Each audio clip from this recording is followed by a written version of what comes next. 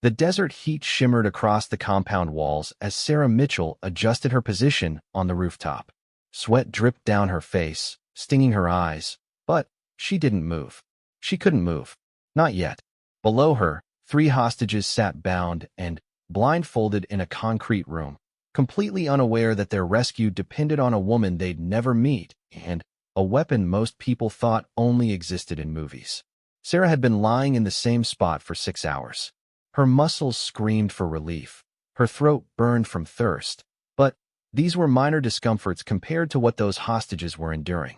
She'd been a Navy SEAL for 8 years, the only female sniper in her unit, and she'd seen things that would make most people lose sleep for years. But this mission was different. This mission required something she'd never used in combat before. The modified crossbow lay beside her, looking almost innocent in the fading sunlight. It wasn't the medieval weapon people imagined when they heard the word crossbow. This was a piece of military engineering that had taken 3 years to develop.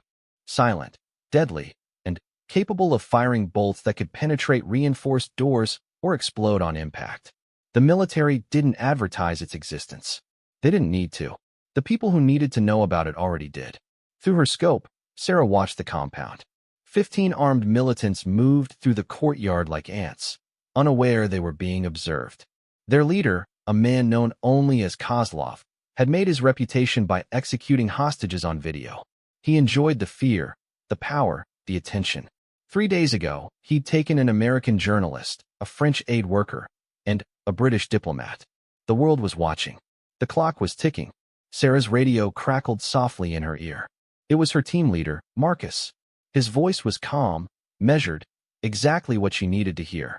He told her the drones had confirmed the hostage location. Ground team was in position. Everything depended on her making the first shot. Everything depended on her not missing. She thought about the moment she'd first held the crossbow during training. The weapons specialist had explained how the bolts worked. Regular bolts for silent kills. Explosive bolts for breaching. Incendiary bolts for vehicles. Each one color-coded. Each one capable of changing the course of a mission. The crossbow was quieter than any suppressed rifle. No muzzle flash. No sound that would alert guards. Just a whisper of movement, and then impact. Her spotter, Jake, lay beside her. He'd been her partner for 3 years, and they communicated without words now. He adjusted the rangefinder and held up 4 fingers, then made a circular motion. 400 meters, slight wind from the east. She nodded and made the calculation in her head. The crossbow required different mathematics than a rifle. The bolt's trajectory was more arced, more affected by wind and gravity. But she'd practiced this shot 1,000 times. The compound below was a former factory, converted into a fortress. Concrete walls, metal doors, guards at every entrance. A direct assault would be suicide. The hostages would be dead before the team made it through the first door. That's why Sarah was here. That's why they'd given her the crossbow. She needed to create an opening that no one would see coming. Kozlov appeared in the courtyard. Sarah recognized him from the intelligence photos. Tall, broad-shouldered, with a scar running down his left cheek. He was laughing, talking on a satellite phone, completely relaxed. He thought he was untouchable here. He thought his walls and his guards made him safe. He was wrong. Sarah's finger moved to the trigger, then stopped. Not yet. She needed the perfect moment. She needed chaos and confusion. She needed these men to look in the wrong direction while her team moved in. Marcus had been clear about the timing. Wait for the shift change. Wait for the moment when guards were distracted, when attention was divided.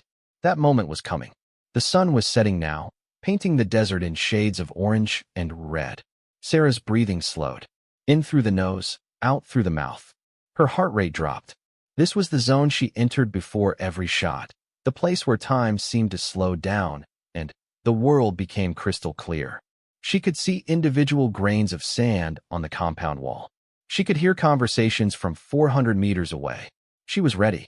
2 guards approached the main gate for the shift change. Sarah's eyes tracked them through the scope. They stopped to talk, blocking the view of the courtyard from the street beyond. This was it. This was the moment. She loaded an explosive bolt into the crossbow, the red stripe on its shaft catching the dying sunlight. Her fingers settled on the trigger. Marcus's voice came through her earpiece one last time. He asked if she was ready. She clicked her radio twice in response. Yes, she was ready. The team began their approach, moving through the streets like shadows. Everything now depended on her accuracy, her timing, her ability to do what no one else could do. The target wasn't Kozlov. Not yet. The target was a generator housed in a reinforced shed on the north side of the compound. Take out the power, create darkness, give the team the advantage. But the generator was behind a locked metal door, and she only had one shot to make this work. Sarah exhaled slowly, letting half her breath out, and holding the rest. The crossbow was steady in her hands. Through the scope, she could see the door to the generator shed, the lock, the hinges. She aimed for the exact center, where the explosive bolt would do maximum damage. Her finger began to squeeze the trigger, the pressure building gradually, steadily. Then, everything changed. A child ran into the courtyard. A little girl, maybe 7 years old, chasing a ball. She was laughing, completely unaware of the danger around her. Sarah's finger froze on the trigger. The girl stopped directly in front of the generator shed, picked up her ball, and stood there looking at the sky. Jake whispered urgently beside her. The timing was perfect. The guards were distracted. The team was in position. If she didn't take the shot now, they'd have to abort. They'd have to leave the hostages. They'd have to try again tomorrow, if tomorrow ever came. But the girl was standing right there, right in the blast radius. Sarah's mind raced through calculations. The explosive bolt would destroy the door and take out the generator. It would also create shrapnel, a blast wave, fire. The girl was too close. Way too close. Even if Sarah adjusted her aim, even if she tried to minimize the damage, the child would be hurt. Possibly killed. Marcus's voice came through again, more urgent now. He asked for her status. The team was exposed, vulnerable, waiting for the signal. Every second they waited increased the risk of discovery. Sarah had to make a decision. She had to choose between the mission and the child. Between 3 hostages who would die without rescue and one innocent girl who just wanted to play with her ball. Her training said take the shot. Her orders said complete the mission. Her experience said hesitation gets people killed. But her conscience said something different. Her heart said something different. She was a warrior, but she was also human. She was a sniper, but she was also someone who believed that some lines should never be crossed. The girl tossed her ball in the air and caught it. Once, twice, 3 times. Sarah's finger remained on the trigger, the pressure constant, but not increasing. Jake was looking at her now, his eyes questioning. He could see her hesitation. He knew what it meant. The moment was slipping away. The perfect opportunity was fading like the light in the desert sky. Then, the girl's mother called from somewhere inside the compound. Sarah couldn't understand the words, but she understood the tone. Come inside. Dinner is ready. Time to stop playing. The girl looked toward the voice, then back at her ball. She seemed to be considering her options, weighing the fun of playing against the consequences of disobeying. Sarah made a decision. She whispered into her radio, telling Marcus to hold position. She was adjusting her plan. She was going to wait for the girl to move. Jake shook his head slightly. He knew what the delay meant. He knew the risk was growing with every passing second. But he also knew Sarah. He knew she wouldn't take a shot that would hurt a child. That's who she was. That's why he trusted her with his life. The girl finally made her choice. She hugged her ball close and started walking toward the building where her mother's voice had come from. Each step seemed to take forever. Sarah tracked her movement through the scope, watching, waiting, praying. The guards were starting to move again. The shift change was completing. The window of opportunity was closing fast. The girl reached the doorway and disappeared inside. Sarah didn't hesitate. Her finger completed the trigger squeeze in one smooth motion. The crossbow released with barely a whisper. The bolt flew across 400 meters in less than 2 seconds. It struck the generator shed door dead center, and the world exploded in fire and sound. The explosion tore through the compound like thunder in the desert. The generator shed disintegrated in a ball of orange flame, sending metal fragments spinning through the air. The power died instantly, plunging the entire compound into darkness. Backup lights flickered on in some buildings, but they were weak, creating more shadows than illumination. Sarah's shot had worked perfectly. Chaos erupted below. Guards shouted in confusion, running toward the explosion with weapons raised. They thought it was an attack from the street, a rocket or grenade. They never considered someone might be firing from the rooftop 400 meters away. They never imagined a crossbow could cause such destruction. Their assumptions were going to cost them everything. Sarah was already loading another bolt. This one had a blue stripe, a regular armor-piercing round designed for silent kills. Through her night vision scope, the compound glowed green. She could see guards taking defensive positions, their movements panicked and uncoordinated. They were reacting instead of thinking. Perfect. Marcus and his team moved like ghosts through the darkness. They'd breached the outer wall during the explosion, using the noise and confusion as cover. Now they were inside, working their way toward the building where the hostages were held. Sarah's job was to clear their path, to eliminate threats before the team even knew they were there. A guard appeared on the roof of the hostage building, scanning the area with night vision goggles. He was looking in the wrong direction, toward the street. Sarah centered the crosshairs on his chest and fired. The bolt covered the distance silently. The guard dropped without a sound, killed instantly. 1 down. 14 to go. Jake called out targets in a steady stream. Rooftop, left side. Courtyard, near the vehicle. Window, second floor. Sarah moved from target to target with mechanical precision. Each shot was a whisper. Each bolt found its mark. The guards never knew what was killing them. They just saw their companions falling, one after another, and their panic grew. Kozlov emerged from the main building, shouting orders. He'd figured out something was wrong beyond just a power failure. He was trying to organize his men, trying to establish a perimeter. Sarah put the crosshairs on his head. She could end him right now. 1 shot, and the monster who'd killed so many innocent people would be gone. But that wasn't the mission. The mission was the hostages. Everything else was secondary. She shifted her aim to a guard running toward the hostage building. The bolt took him in the side, dropping him mid-stride. Marcus's voice came through her earpiece. He said they were at the building entrance. He needed her to take out the guards inside. Sarah's heart rate increased slightly. Shooting through windows into buildings was always risky. Too many variables. Too many things that could go wrong. Through the scope, she could see movement behind grimy windows. Shadows passing back and forth. Guards were inside with the hostages, and they were getting nervous. If they felt cornered, they might start executing prisoners. Sarah needed to act fast, but she also needed to be careful. 1 stray bolt, and a hostage could die. Jake identified the guard positions based on thermal imaging from the drone overhead. 3 targets. 2 in the main room with the hostages, 1 in the hallway. Sarah made the calculations. The windows were old, single-pane glass. The bolts would penetrate easily. She just needed to account for the slight deflection when the bolt passed through the glass. She took the first shot. The bolt crashed through the window and hit the hallway guard. He went down hard. The sound of breaking glass alerted the other guards. They moved toward the windows, trying to see what was happening outside. Big mistake. Sarah had them now. 2 more shots, 2 more guards down. The room was clear. Marcus's team breached the door. Sarah watched through her scope as they flooded into the building, weapons ready. She shifted her focus back to the courtyard, looking for threats. Kozlov was screaming into his radio now, calling for reinforcements. He'd realized he was under attack by professionals, not random insurgents. His confidence was cracking. A truck roared to life near the back gate. Guards were trying to escape or maybe get reinforcements. Sarah loaded an incendiary bolt, the one with the orange stripe. She aimed for the truck's engine block and fired. The bolt punched through the hood and ignited. Flames erupted, and the truck became an inferno. The guards jumped out, beating at their burning clothes. They wouldn't be going anywhere. Jake tapped her shoulder and pointed. More guards were coming from a building she hadn't noticed before. 6 men, heavily armed, moving in formation.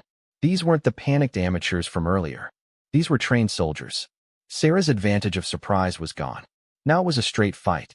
She fired rapidly, dropping 2 guards before they reached cover. The others scattered, returning fire toward her position. Bullets sparked off the concrete wall beside her head. They'd finally figured out where she was. Jake called for immediate relocation. They needed to move before someone got a rocket launcher. Sarah grabbed the crossbow and her gear. They low-crawled across the roof, putting distance between themselves and their original position. Bullets followed them, chewing up concrete and kicking up dust. A round passed so close to Sarah's head she felt the heat. They reached a different section of the roof and set up again. The whole movement took 30 seconds, but it felt like hours. From the new position, Sarah could see the remaining guards taking cover behind vehicles and walls. They were being smart now, staying hidden, making hard shots. But she had something they didn't. She had patience. She had training. She had a weapon they couldn't hear or see. She loaded another armor-piercing bolt and waited. A guard peeked around a vehicle, trying to locate her position. Sarah fired. The bolt went through the vehicle's door panel and hit him. He fell back, and his companions pulled him to cover. They were learning to fear the invisible enemy. Good. Fear made people make mistakes. Marcus's voice crackled in her ear. They had the hostages, all three alive and relatively unharmed. But they were trapped in the building. Too many guards between them and the extraction point. They needed a path out, and they needed it now. Sarah understood what he was asking. He needed her to create chaos. He needed her to make the guards look away. She switched to explosive bolts again. If they wanted chaos, she'd give them chaos. She targeted a vehicle near the main gate, the one blocking the exit route. The bolt hit the fuel tank, and the vehicle exploded in a massive fireball. Guards dove for cover, shouting in panic. Sarah immediately shifted targets and hit another vehicle. Another explosion. The compound was turning into a war zone. In the confusion, Marcus and his team moved. Sarah watched them through her scope, carrying the hostages between them, moving fast but careful. Guards were too busy dealing with the fires and explosions to notice the movement in the shadows. It was working. The plan was working. Then, Kozlov did something unexpected. He grabbed a woman from one of the buildings, a civilian, and dragged her into the open. He held a gun to her head and started shouting. Sarah didn't speak his language, but she understood his meaning. Stop the attack, or the woman dies. He was using a human shield. Sarah centered the crosshairs on Kozlov's head. It was a difficult shot, made harder by the fact that he was constantly moving, using the woman as cover. If Sarah missed by even an inch, the woman would die. But if she didn't take the shot, Kozlov might figure out where the extraction team was going. He might stop them. The hostages might die. Jake was doing calculations beside her, working out the wind, the distance, the movement patterns. He whispered the numbers to Sarah. She adjusted her aim. Kozlov stopped moving for just a moment, shouting something toward the burning vehicles. It was the opportunity Sarah needed. Her finger moved to the trigger. But, before she could shoot, one of Marcus's team appeared behind Kozlov. The operator had circled back, moving through the smoke and confusion. He struck fast, taking Kozlov down with a precise strike to the neck. The woman screamed and ran. Kozlov hit the ground, unconscious. The team members zip-tied his hands and left him there. They weren't here to make arrests. They were here to save lives. Sarah let out a breath she didn't know she'd been holding. The shot she'd been preparing to take would have haunted her forever, no matter the outcome. She was grateful she hadn't needed to pull the trigger. Some shots stayed with you long after the mission ended. Some faces appeared in dreams for years. The extraction team was moving again, heading for the back wall where vehicles were waiting. Sarah provided cover, taking down any guard who got too close. Her bolt supply was running low. She had maybe 5 shots left. She needed to make each one count. A guard appeared on a rooftop, carrying a rocket launcher. He was aiming at the extraction team. Sarah didn't hesitate. She fired, and the bolt hit him center mass. He fell backward, and the rocket launcher clattered away unfired.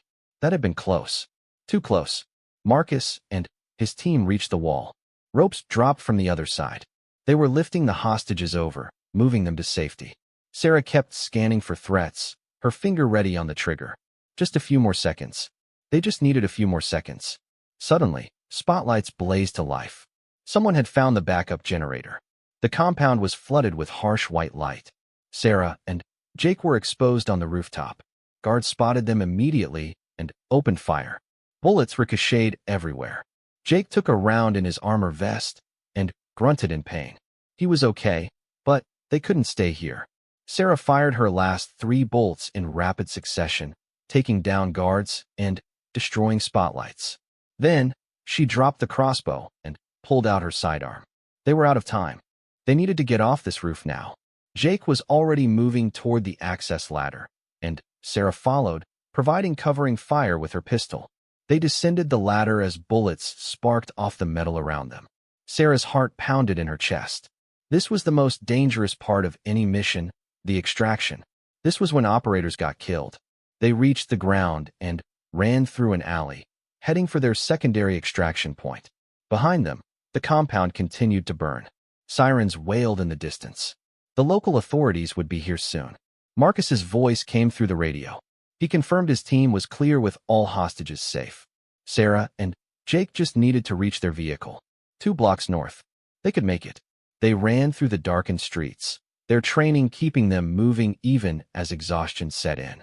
Sarah's legs burned. Her lungs ached. But she pushed forward. Jake was limping slightly from the round he'd taken, but he kept pace. They turned a corner and saw their vehicle, a nondescript van waiting with its engine running. They climbed inside, and the driver immediately pulled away. Sarah collapsed against the seat, finally, allowing herself to feel the exhaustion. The mission was over. The hostages were safe. Everyone on her team was alive. By any measure, it had been a success. But as they drove through the night toward the extraction point, Sarah couldn't stop thinking about that little girl in the courtyard. She couldn't stop thinking about how close she'd come to pulling the trigger with a child in the blast radius. Jake noticed her silence and knew what she was thinking. He told her she'd made the right call. Sarah nodded, but she wasn't sure she believed him. In their line of work, the right call and the easy call were rarely the same thing. The safe house was a cramped apartment above a fabric shop in the old quarter of the city. Sarah sat on a worn couch, cleaning sand and gunpowder residue from her hands. The 3 rescued hostages were in the next room, being checked by the team medic. She could hear their voices, shaky with relief and lingering fear. They were alive. That's what mattered. That's what she kept telling herself.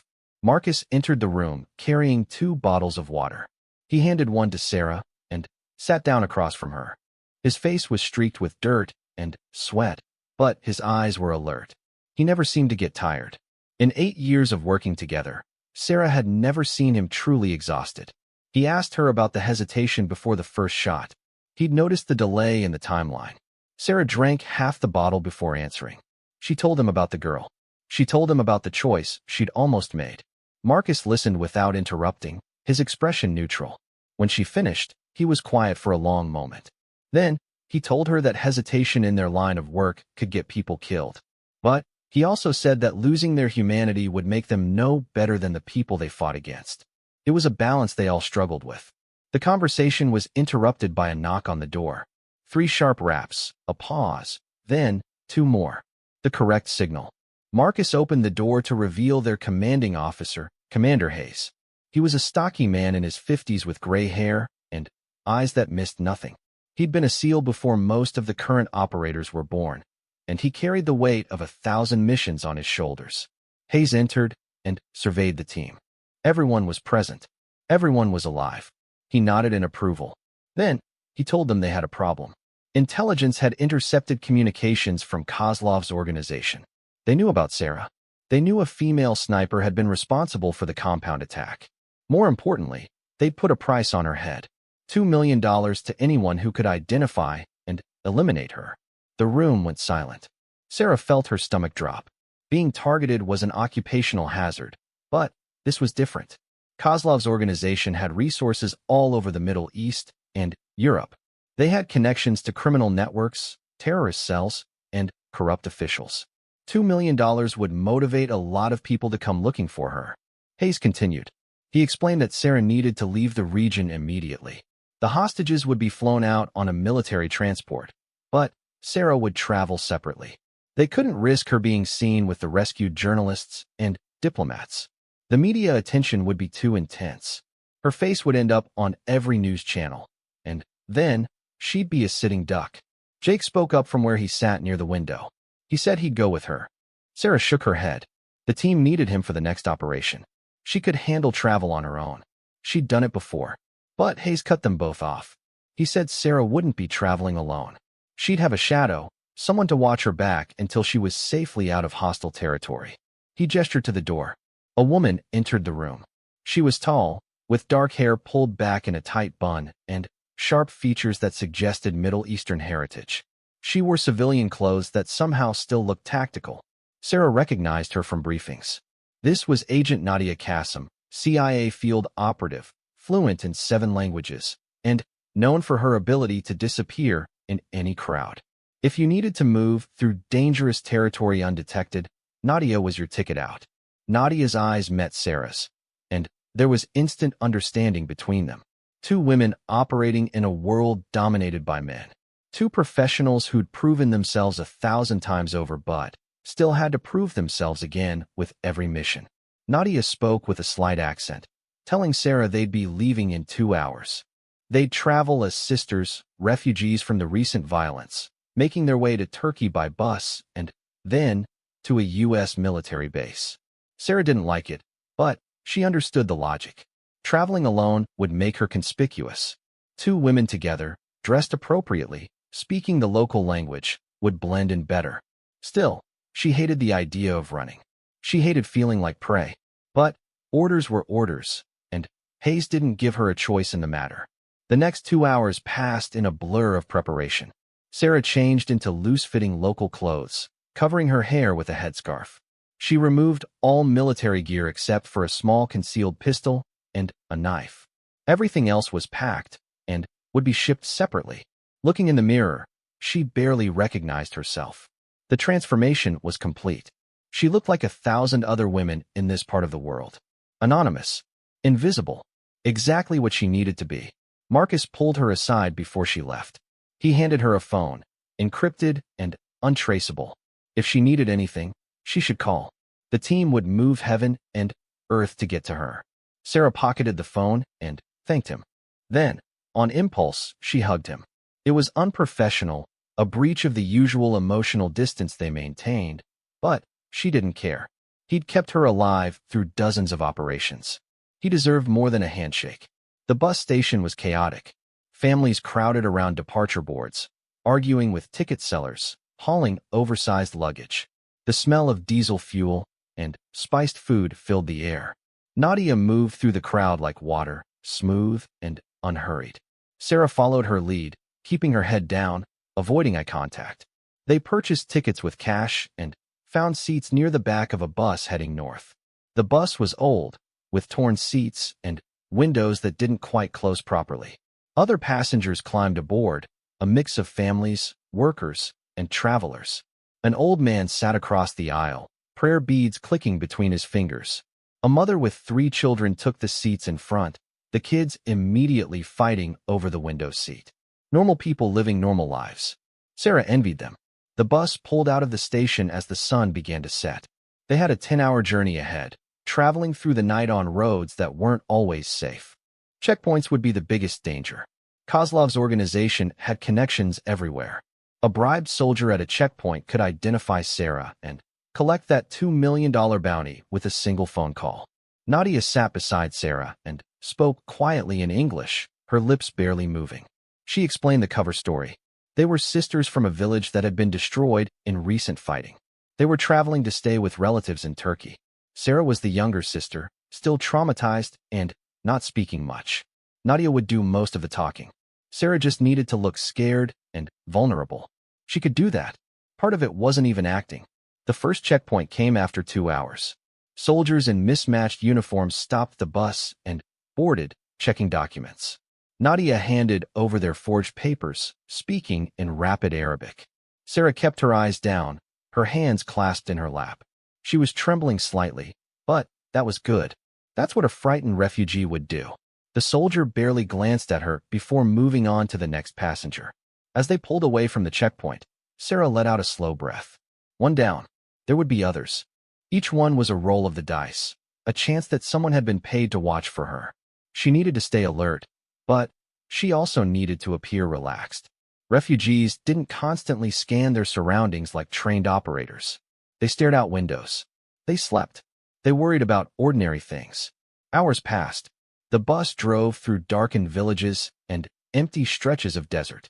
Sarah watched the landscape roll by, thinking about the mission. She thought about the moment the explosive bolt hit the generator shed. She thought about the guards falling silently to her crossbow. She thought about that little girl and how close everything had come to going horribly wrong. Nadia seemed to sense her mood. She asked quietly if Sarah was okay. Sarah nodded, but didn't elaborate. How could she explain what it felt like to hold someone's life in her hands? How could she describe the weight of those decisions? Nadia probably understood better than most, but some things couldn't be put into words. Some burdens couldn't be shared, only carried. Around midnight, the bus stopped at a rest area. Passengers filed off to use restrooms and buy food from vendors. Sarah and Nadia stayed on the bus. Drawing attention by being the only ones who didn't get off would be suspicious, but separating in an uncontrolled environment was dangerous. Nadia made the decision. They'd get off, use the restroom, buy some bread, and get back on. Quick and simple. The rest area was dimly lit by a few bare bulbs. Men stood in groups, smoking and talking. Sarah felt their eyes follow her and Nadia as they walked to the bathroom. Women traveling without male relatives always attracted attention. Some of it was curiosity. Some of it was judgment. Some of it was predatory. Sarah's hand moved unconsciously toward where her pistol was concealed. Nadia touched her arm gently, a warning. Don't react. Don't show you're different. In the bathroom, Sarah splashed water on her face. The mirror showed someone she barely knew. Tired eyes, pale skin. The headscarf made her look younger and more vulnerable than she felt. She wondered if this was how undercover operatives felt all the time, wearing a false face, pretending to be someone they weren't. She'd spent years training to be strong and capable. Now she had to appear weak and helpless. They bought flatbread and water from a vendor and returned to the bus. Most of the other passengers were already back. The driver started the engine, and they pulled back onto the highway. Sarah ate the bread slowly, not because she was hungry, but because it gave her something to do with her hands. Beside her, Nadia was checking her phone, reading messages that Sarah couldn't see. Nadia's expression changed slightly, a tightening around her eyes. Sarah noticed immediately and leaned closer. Nadia showed her the message. Intelligence had intercepted more communications. Kozlov's people were mobilizing. They had descriptions of Sarah from the compound survivors. Medium height, athletic build, blonde hair. They were checking border crossings and bus routes. They were closing in. Sarah's mind raced through options. They could get off at the next stop and find alternate transport. They could try to disappear into a city and wait for extraction. But every alternative carried risks. The plan they were following had been carefully designed to minimize exposure. Deviating from it now might make things worse. Nadia made the decision. They'd stay on the bus and hope their disguises held. Changing plans last minute created opportunities for mistakes. They were committed now. They'd see it through. Sarah agreed, though every instinct screamed at her to move, to act, to fight. But sometimes the best action was patience. Sometimes survival meant being still. The second checkpoint appeared just before dawn. This one was different. More soldiers. More thorough checks. They were searching luggage, questioning passengers individually. Sarah felt her pulse quicken. This wasn't a routine checkpoint. Someone had tipped them off. Someone was looking for her specifically. Soldiers boarded the bus. Their leader was a captain with cold eyes and expensive boots. He walked slowly down the aisle, studying faces. Sarah kept her head down, her hands folded, trying to project innocence and fear. The captain stopped beside their seat. He spoke to Nadia in Arabic, asking questions. Where were they going? Where were they from? Why were they traveling? Nadia answered smoothly, her voice respectful and appropriately nervous. The captain switched his attention to Sarah. He asked her a question directly. Sarah didn't understand the words, but she understood the tone. He was testing her. Nadia started to answer for her, but the captain held up a hand. He wanted Sarah to respond. Sarah looked up at him, meeting his eyes for just a moment before looking away. That moment was critical. Too much eye contact would be challenging. Too little would be suspicious. She spoke in broken Arabic, the few phrases Nadia had taught her. She apologized. She said she didn't speak well. She was scared. The captain studied her face, and Sarah felt like he was looking through her disguise, seeing the trained operator beneath the refugee clothes. Then, a child started crying at the front of the bus. The mother was arguing with a soldier who wanted to search her bags. The commotion drew the captain's attention. He looked away from Sarah, barked an order to his men, and moved toward the disturbance. Sarah didn't move. She barely breathed. Beside her, Nadia's hand found hers and squeezed once. A signal. Stay calm. It's not over yet. The soldiers searched the bus for another 20 minutes. They opened bags, checked under seats, questioned several passengers. Sarah watched it all peripherally, never looking directly at the soldiers. Finally, the captain seemed satisfied. He gave an order, and his men filed off the bus. The driver started the engine, and they pulled away from the checkpoint. Sarah realized she'd been holding her breath. She let it out slowly, her hands trembling slightly from the adrenaline. That had been too close. If that child hadn't cried at exactly the right moment, if the captain had pressed harder, if he'd asked to see their documents more carefully, everything could have fallen apart. Luck had saved them. Sarah didn't like relying on luck. Nadia leaned close and whispered. They were 3 hours from the border. 3 more hours, and they'd be in Turkey, out of immediate danger. Sarah nodded, but didn't allow herself to relax. 3 hours was an eternity in their world. Anything could happen, and based on how this mission had gone so far, anything probably would. The Turkish border crossing appeared as the sun climbed higher in the sky. A long line of vehicles stretched ahead, waiting for clearance to cross. Sarah watched through the dusty window as Turkish and local border guards moved between the cars, checking documents and scanning faces. This was the final hurdle. After this, they'd be in NATO territory, under the protection of international law. But first, they had to make it through. The bus inched forward in the queue. Minutes felt like hours. Sarah noticed Nadia's posture had changed subtly. She was more alert, her eyes constantly moving. Something was wrong. Sarah followed her gaze and saw it.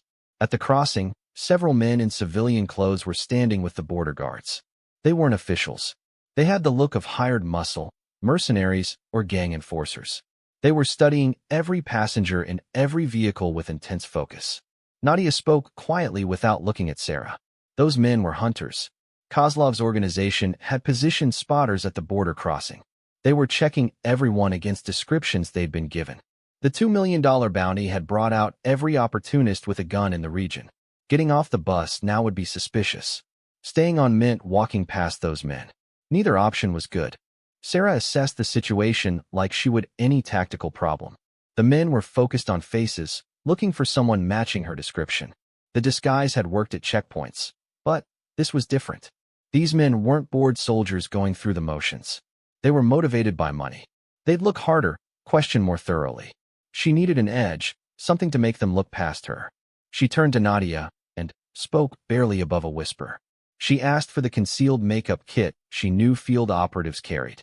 Nadia understood immediately. She pulled a small cosmetic bag from her jacket and passed it to Sarah. Inside were theatrical makeup items designed to create bruises, scars, and other injuries. Sarah went to work quickly. Using a small compact mirror, she darkened the skin under one eye, creating the appearance of a healing bruise. She added a small cut on her lip with red makeup pencil. She mussed her hair slightly, making it look unkempt. When she finished, she looked like a woman who'd been struck recently, someone fleeing abuse. It changed her entire appearance. More importantly, it created a narrative that would make people uncomfortable, make them look away rather than stare too closely. The bus finally reached the crossing. A border guard boarded and began checking documents. The men in civilian clothes stood outside, watching through the windows. Sarah slumped in her seat, making herself smaller, turning her face slightly away as if trying to hide the fake bruise. The body language of a victim. It was a performance, but it was grounded in reality. She'd seen enough actual abuse victims in war zones to know how they moved, how they held themselves. Nadia handed their documents to the guard and spoke in Turkish, which she was fluent in. She explained they were sisters escaping a dangerous domestic situation. Her voice carried just the right tone of worry and protectiveness. The guard glanced at Sarah, saw the bruise, and his expression softened. He'd seen too many women in similar situations. He stamped their documents and moved on without extensive questioning. But the men outside were still watching. One of them approached the bus door and spoke to the border guard. He wanted to check some passengers personally. The guard seemed annoyed, but allowed it. The man climbed onto the bus and started walking down the aisle. Sarah felt Nadia tense beside her. This was it. This was the moment everything could fall apart. The man reached their row and stopped. He studied Nadia first, comparing her face to something on his phone. After a moment, he shifted his attention to Sarah. His eyes narrowed.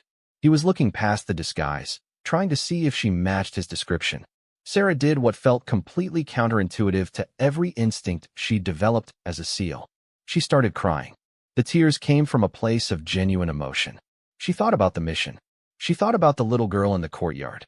She thought about the guard she'd killed and the life she'd chosen that meant she could never really have a normal life.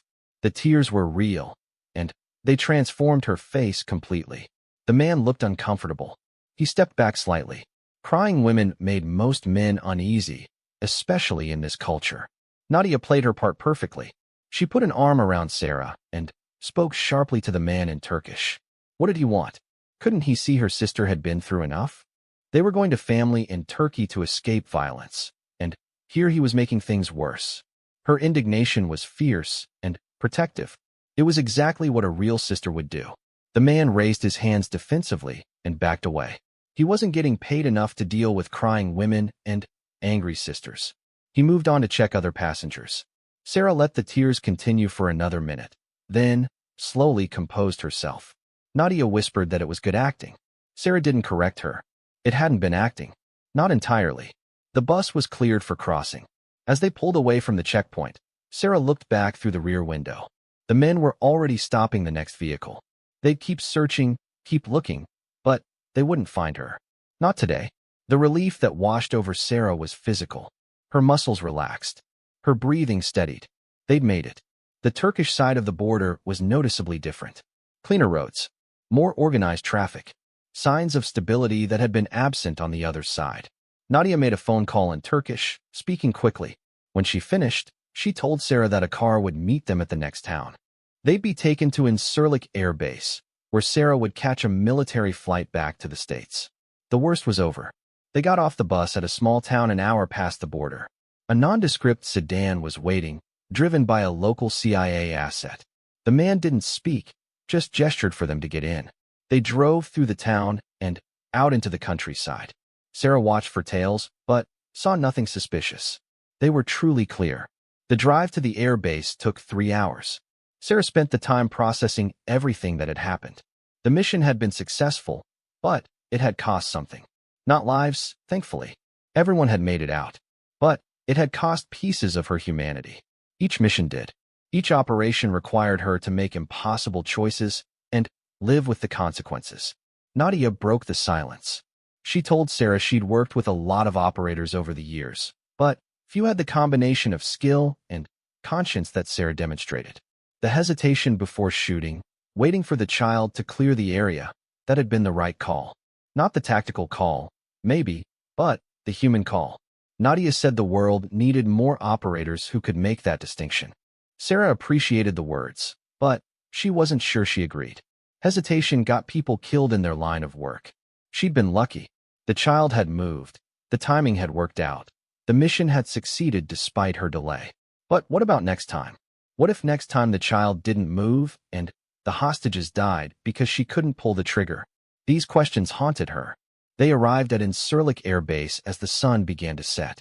The guard at the gate checked their credentials and waved them through. Inside the base, Sarah felt safer than she had in days. This was American territory. Here, she was protected by the full might of the U.S. military.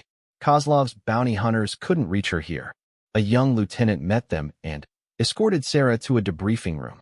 Nadia said goodbye with a brief hug. She told Sarah that if she ever needed anything, to reach out.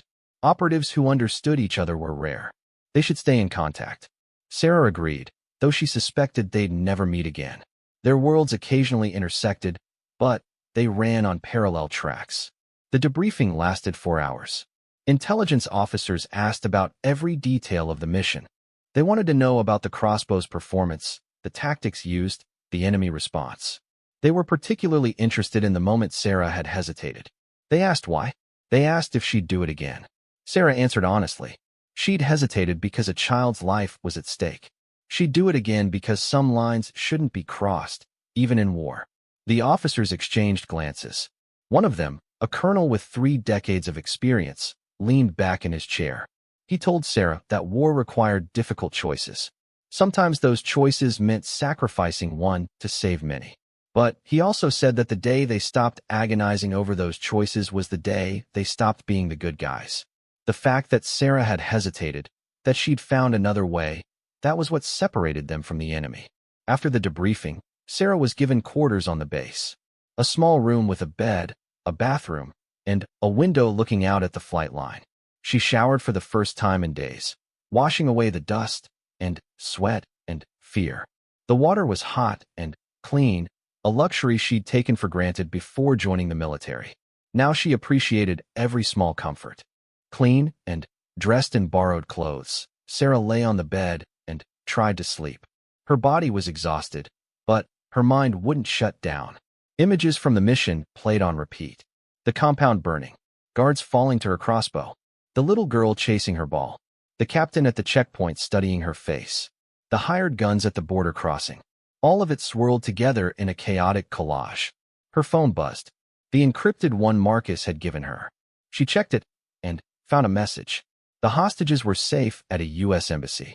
They'd been debriefed and would return to their home countries within the week. The journalist wanted to write about her rescue, but the military had shut it down. The operation would remain classified. Sarah would remain anonymous. There was also a message from Jake. He asked how she was doing. He said the team missed her already. He said they had a pool going on how long it would take her to get bored stateside and come back. Sarah smiled despite herself. Jake knew her too well. She'd already been thinking about the next mission, the next operation, the next chance to make a difference. But, lying there in the quiet room, Sarah also wondered if she could keep doing this. Each mission took something from her. Each operation required a piece of her soul. How many more missions until there was nothing left? How many more impossible choices until she couldn't make any choice at all? These were questions she'd avoided for years, but they couldn't be avoided forever. A knock on the door interrupted her thoughts. She opened it to find Commander Hayes standing in the hallway. He asked if she had a moment. Sarah stepped aside and let him in. He looked around the small room and then at her. He said he'd read the debriefing report. He knew about the hesitation. He wanted to know if she was okay. Sarah considered lying. She considered saying everything was fine, that she was ready for the next mission, that she had no doubts. But Hayes had been doing this long enough to see through lies. She told him the truth. She said she didn't know if she was okay. She said the missions were getting harder, the choices more impossible. She said she wondered how much longer she could do this. Hayes nodded slowly. He told her a story about his own career. Early in his time as a SEAL, he'd been on a mission that went wrong. He'd had to choose between following orders and doing what he thought was right. He'd chosen to disobey orders, and it had saved lives. But it had also ended his chance at advancement. He'd remained a commander when he could have been an admiral. He said he'd never regretted it. The point of his story was that doubt wasn't weakness. Questioning yourself wasn't failure. It was proof that you still cared, that you still had a conscience. The dangerous operators weren't the ones who hesitated. They were the ones who never questioned their actions, who pulled the trigger without thought, who saw targets instead of people. Hayes said Sarah's hesitation had been the right instinct. It had led her to find a better solution. He stood to leave, then paused at the door. He told her the military would arrange for her to fly home tomorrow. She'd have 2 weeks leave, mandatory debriefing with the psychologists, and then a decision to make. She could return to active duty, or she could take an instructor position training the next generation of operators. Either way, she had options. She didn't have to make that choice now. After Hayes left, Sarah returned to the bed. But this time, sleep came easier. She still had questions. She still had doubts. But she also had something else now. She had perspective. She had validation that her struggle was normal, that questioning herself wasn't weakness but strength. And she had time to figure out what came next. Her last thought before falling asleep was of that little girl in the compound. Sarah wondered if the girl knew how close she'd come to tragedy. She wondered if the girl would grow up in a world where children could chase balls without fear. She wondered if the missions she ran, the risks she took, the choices she made actually contributed to that kind of world. She hoped they did. She had to believe they did. Because without that belief, none of this made any sense. The C-17 military transport climbed into the afternoon sky over Turkey, banking west toward the Atlantic. Sarah sat in a jump seat along the cargo bay wall, surrounded by equipment pallets and a handful of other personnel heading stateside. The roar of the engines made conversation impossible, which suited her fine. She wasn't in a talking mood. She wore headphones that blocked some of the noise and closed her eyes, though she knew sleep wouldn't come. Not yet. Home. The word felt strange in her mind. She had an apartment in Virginia Beach that she barely lived in, filled with furniture she'd never picked out and decorations that came with the rental. It was a place to store her belongings between deployments, nothing more. Her real home, if she had one, was with her team. It was the rhythm of training and operations, the camaraderie of shared danger, the purpose of the mission. Everything else felt temporary and hollow. The flight would take 14 hours with one refueling stop in Germany.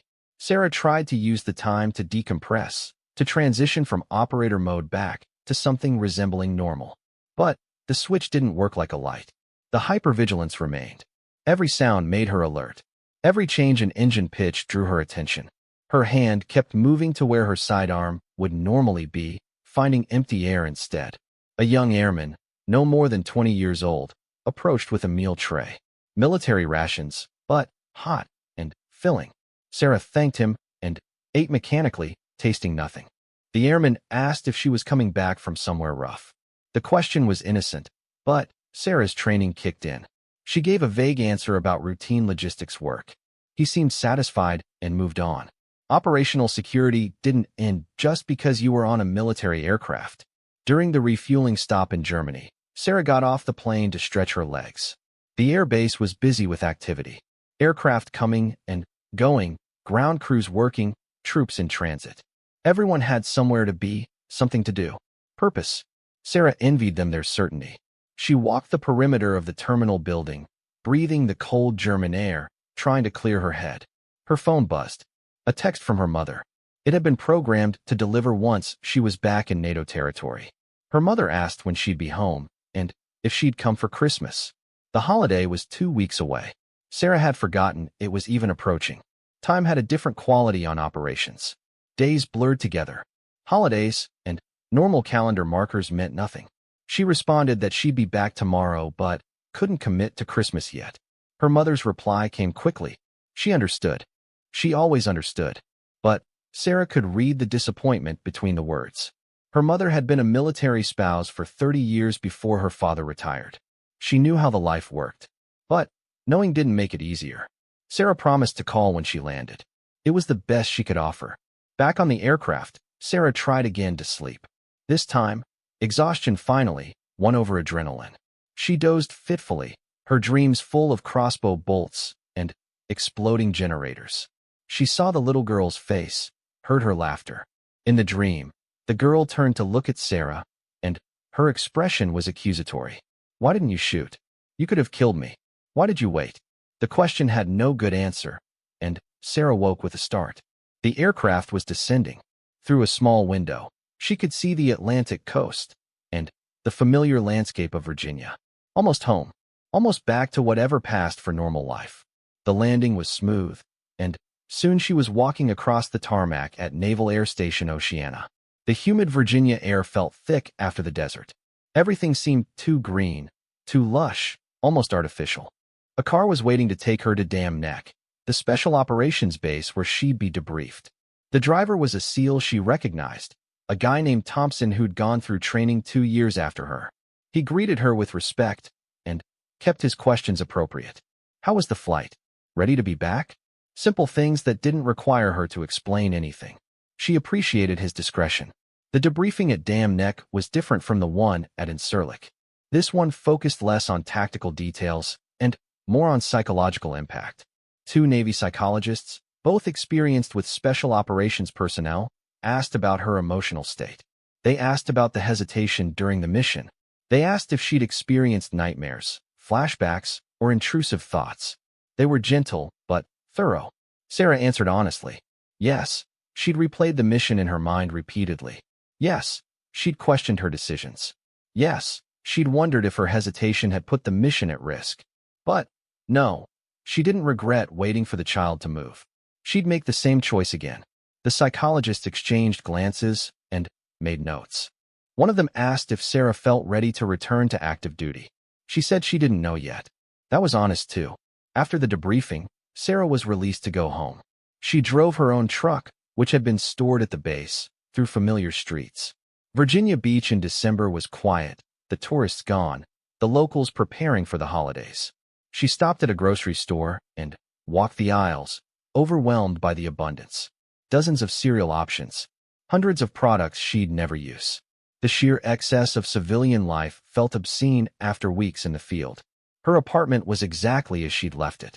Clean, impersonal, temporary. She dropped her bag by the door and looked around. The furniture was generic. The walls were bare except for one photo of her SEAL team. No art, no personal touches. It was a place that could be abandoned in 30 minutes if orders came down. She'd never allowed herself to think of it as permanent. Sarah showered again, longer this time, letting the hot water soothe muscles that were finally starting to relax. She dressed in civilian clothes, jeans, and a sweater that felt strange after weeks in tactical gear or disguises. Looking in the mirror, she saw a woman who looked vaguely familiar, but also like a stranger. Who was she without the mission? Without the purpose? These were uncomfortable questions. She called her mother as promised. The conversation was warm, but careful. Her mother asked surface-level questions about work and health. Sarah gave surface-level answers. Neither of them mentioned where Sarah had really been or what she'd really been doing. After 30 years as a military spouse, her mother had learned not to ask certain questions. The call ended with promises to try to make it home for Christmas and mutual expressions of love. That night, Sarah lay in her own bed for the first time in months. The mattress was too soft. The room was too quiet. She was too aware of the lack of threat, the absence of danger. Her body remained in operational mode, ready for action that wouldn't come. Eventually, exhaustion won again, and she slept. But it was restless, interrupted by dreams that mixed the mission with memories of other operations, creating surreal narratives that made no sense. The next 2 weeks passed in a strange limbo. Sarah attended mandatory counseling sessions. She worked out at the base gym, maintaining her physical conditioning. She met with Commander Hayes several times to discuss her future. The choice he'd mentioned was real: return to active operations or take an instructor position. Both had merit. Both had drawbacks. She couldn't decide. Jake called several times. The team was on a training rotation stateside for a few weeks. He wanted to grab beers, catch up, talk about something other than work. Sarah agreed and met him at a bar near the beach. It was good to see a familiar face, someone who understood the life without explanation. They talked about nothing important for 2 hours. It was exactly what she needed. During one counseling session, the psychologist asked Sarah what she wanted. Not what the Navy wanted, not what her team needed, but what Sarah herself wanted for her life. The question caught her off guard. She'd spent so long focused on the mission, on the team, on the objective, that her own desires had become background noise. She said she didn't know. The psychologist suggested she figure it out before making any decisions about her career. Sarah started taking long runs on the beach. The physical activity helped clear her mind. She ran in the early morning when the beach was empty except for a few other runners and people walking dogs. The rhythm of her feet on the sand and the sound of the waves created a meditative state. During these runs, she started to untangle her thoughts and feelings about the mission and her future. The hostages had all released statements thanking their rescuers. Sarah read the statements online. The journalist wrote about the incredible skill and courage of the operators who'd saved them. The aid worker talked about the professionalism and precision of the rescue. The diplomat praised the unnamed heroes who'd risked their lives. None of them knew Sarah's name or face. None of them would ever know how close the mission had come to tragedy because of a little girl chasing a ball. Christmas approached. Sarah finally committed to going home to see her family. She drove to North Carolina, where her parents had retired. The house was decorated for the holiday, warm and welcoming in a way her apartment never was. Her mother cried when she saw her. Her father, a retired Marine colonel, gave her a long hug and told her it was good to have her home. Her younger brother, who worked in IT and had never served, treated her like she was fragile. It was annoying, but came from a place of love. The family dinner was traditional. Turkey, stuffing, all the usual dishes. Sarah's mother had cooked for 2 days. Over the meal, conversation flowed around topics that had nothing to do with military operations. Her brother talked about his upcoming wedding. Her father complained about his golf game. Her mother shared neighborhood gossip. It was spectacularly ordinary, and Sarah found herself both comforted and alienated by it. After dinner, Sarah's father asked her to join him on the back porch. He poured 2 glasses of bourbon and handed her one.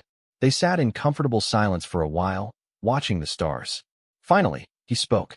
He told her he'd heard through channels about the mission. Not details, just that it had been successful and she'd performed well. He said he was proud of her, but he also asked if she was okay. Really okay? Sarah considered her answer carefully. She told her father about the hesitation. She told him about the choice between the mission and the child. She told him how close it had come to going wrong. Her father listened without interrupting. When she finished, he was quiet for a long moment. Then, he told her about a mission he'd run in the Gulf War. He'd been ordered to call in artillery on a building suspected of housing enemy command. But he'd seen civilians nearby. He'd delayed the order, waited for them to clear. His commanding officer had been furious. But the civilians had lived. He said that commanders faced these choices constantly. The choice between the mission and morality. Between orders and conscience. He'd learned that the best operators weren't the ones who followed orders blindly. They were the ones who could think, who could adapt, who could find the better solution. Sarah's hesitation hadn't been weakness. It had been wisdom. She'd found a way to complete the mission without crossing a line that couldn't be uncrossed. His words settled something in Sarah's mind. The doubt that had plagued her since the mission began to ease. She'd made the right choice. She'd stayed human while being a warrior. That balance was possible. It was necessary. It was what separated them from the enemies they fought. On Christmas morning, Sarah woke early and went for a run. The North Carolina winter was mild, the air crisp, but not cold. She ran through her parents' neighborhood, past houses decorated with lights, families visible through windows. Normal people living normal lives. She'd spent years protecting these lives, making it possible for them to exist. That had value. That mattered. When she returned, her family was awake and making breakfast. Her mother's famous pancakes and bacon. Coffee strong enough to wake the dead. They opened presents, simple things that showed thought and care. A new watch for her father. A cookbook for her mother. For Sarah, a framed photo of the family from before she'd enlisted. Everyone younger, less marked by life. It hung in her childhood bedroom now, a reminder of where she'd come from. Her phone buzzed with a message from Commander Hayes. He asked if she'd made a decision about her future. Sarah stepped outside to call him. She told him she wanted to stay on the team. She wanted to keep operating. But she also wanted permission to trust her instincts, to make the calls that seemed right in the moment, even if they deviated from the standard playbook. Hayes was quiet for a moment, then agreed. He said the best operators always had that freedom. The trust was already there. The call ended, and Sarah stood in her parents' yard, feeling lighter than she had in weeks. The decision was made. She'd keep doing the work. She'd keep running the missions. But she'd do it on her own terms, guided by training and experience, but also by conscience and humanity. It was possible to be both a warrior and a decent human being. The two weren't mutually exclusive. Sarah spent another week with her family, then drove back to Virginia Beach. The apartment still looked temporary and impersonal, but somehow it bothered her less now.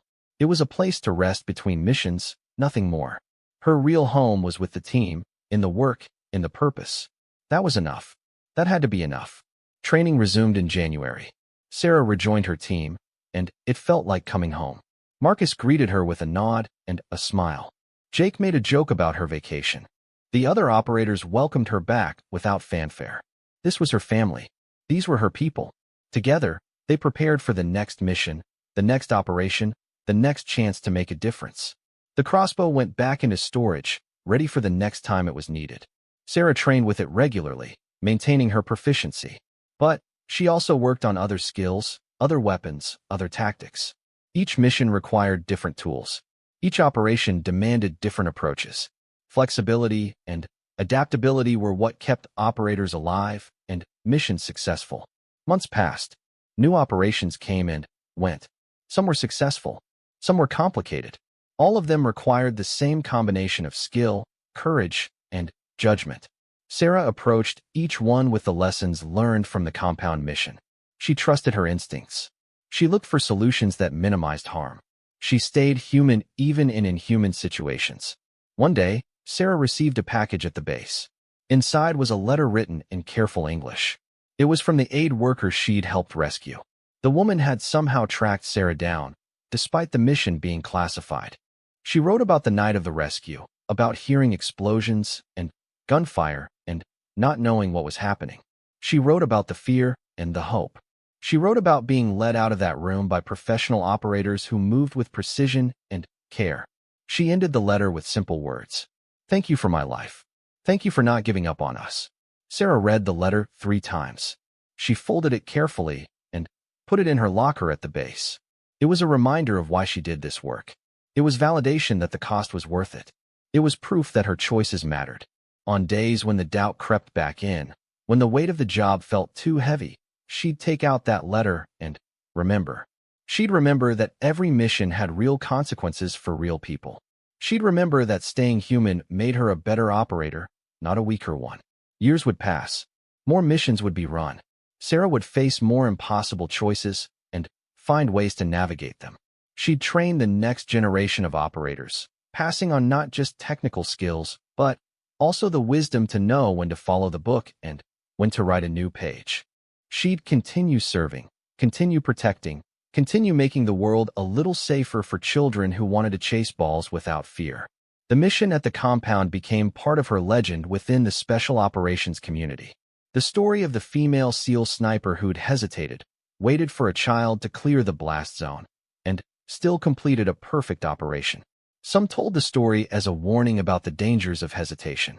Others told it as a lesson about the importance of staying human. Sarah never told the story herself. She just lived it, carrying the weight of that choice and all the choices that came after. One breath and you're dead. That's what they said about her shots. But Sarah knew the truth was more complicated. One breath and you make a choice.